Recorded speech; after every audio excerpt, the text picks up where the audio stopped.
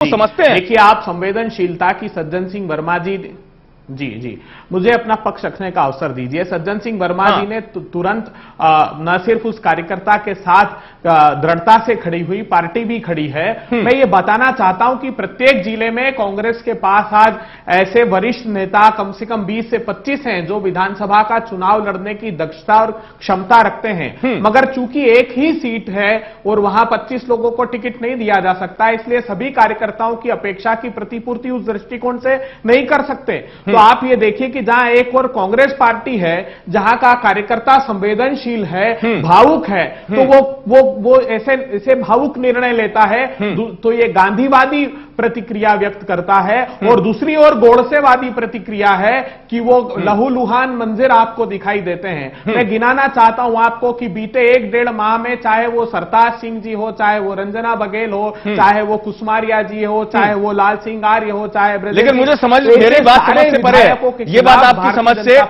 आपकी समझ से परे है। आप गांधीवादी विचारधारा की बात कर रहे हैं। एक कार्यकर्ता की मौत के बाद अगर यह स्थिति होती है और जब आपका सांसद कहे और आपके वरिष्ठ नेता है सज्जन सिंह वर्मा, वो कहे इस बात को कि उस व्यक्ति को टिकट मिलना चाहिए था। और वैसे भी जो मंथन का फॉर्मूला रहा है, आप भले ही कहते रहे कि आप एक आदर्श स्थिति में आप मान रहे हैं कि आप अपने आप में चल रहे थे, कितने चिंतन, मनन और मंथन के बाद क्या कुछ निकला। पार्टी के बड़े नेता लोग इस स्थिति में आ गए। पुष्पराज सिंह आपके यहां बड़े नेता रहे, रीवा में बड़े चेहरा रहे, उनको यह क्यों कहना पड़ा कि पार्टी में टिकट बिक रहे हैं? पुष्पराज सिंह को यह क्यों कहना पड़ा, मुझे बताइए। नहीं, और फिर बाद में दिग्विजय सिंह उनके पास गए भी। कुछ ही समय पहले कांग्रेस पार्टी देखिए, मेरा आग्रह सुन लीजिए कि अभी कुछ ही दिन पहले कांग्रेस पार्टी को उन्होंने ज्वाइन किया है। मेरा आग्रह इतना है कि प्रत्येक कार्यकर्ता कांग्रेस पार्टी का प्रतिबद्ध है कि जो मध्य प्रदेश की जनता मानस बना चुकी है कि इस बार भारतीय जनता पार्टी की सरकार को फिर से अवसर नहीं देना है, उन सारी अपेक्षाओं की प्रतिपूर्ति के लिए दृढ़ इच्छा शक्ति से कार्यकर्ता लगा है।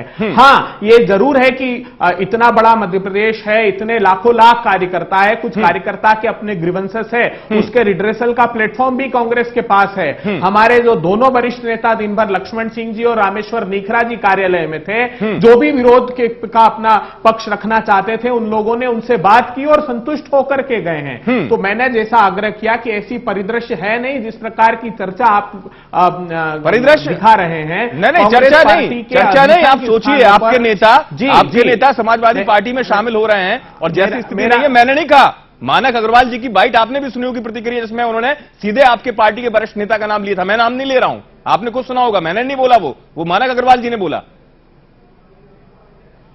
या टिकट बेचने वाली बात पुष्पराज सिंह ने बोली। हम अपेक्षा नहीं करते कि वरिष्ठ नहीं, देखिए, मैंने कहा आपसे कि ऐसी किसी भी बात का मैं पुरजोर तरीके से प्रवक्ता होने के नाते खंडन करता हूं। प्रत्येक कार्यकर्ता को, हमारी निगाह में कोई वरिष्ठ और कनिष्ठ नेता नहीं है, प्रत्येक कार्यकर्ता को इस बात का भान होना चाहिए कि कांग्रेस पार्टी किन बुनियादी किन सिद्धांतों पर खड़ी है। एक ऐसी चर्चा प्रासंगिक नहीं है। हो सकता है भावावेश में आकर के तत्काल कोई प्रतिक्रिया देते हो, मगर फिर उन वरिष्ठ नेताओं ने कहा भी कि कार्यकर्ता बनकर पार्टी में हम निरंतर काम करते रहेंगे। तो ये बात ठीक है कि कुछ ग्रीवेंसेस कुछ सीट्स पर हो सकते हैं, लेकिन आपने भी दिखाया कि वो 5-6 सीटों से ज्यादा संख्या उसकी नहीं है जहां पर कार्यकर्ता को ग्रीवेंसेस है। इसका आशय ये हुआ, लेकिन चुनावी समर में कई बार 2 सीटें भी बहुत भारी पड़ जाती है भाई जी। अगर परिणाम बिगड़ने पे आए तो 2 या 5 अंक बड़े याद आते हैं, बहुत याद आते हैं 2 या 5 अंक। अगर कई बार समीकरण अगर बन जाए कई बार, तो स्थितियों में वो 2-5 बहुत याद आते हैं। यहां वक्त ब्रेक के बाद जल्द हाजिर होते हैं।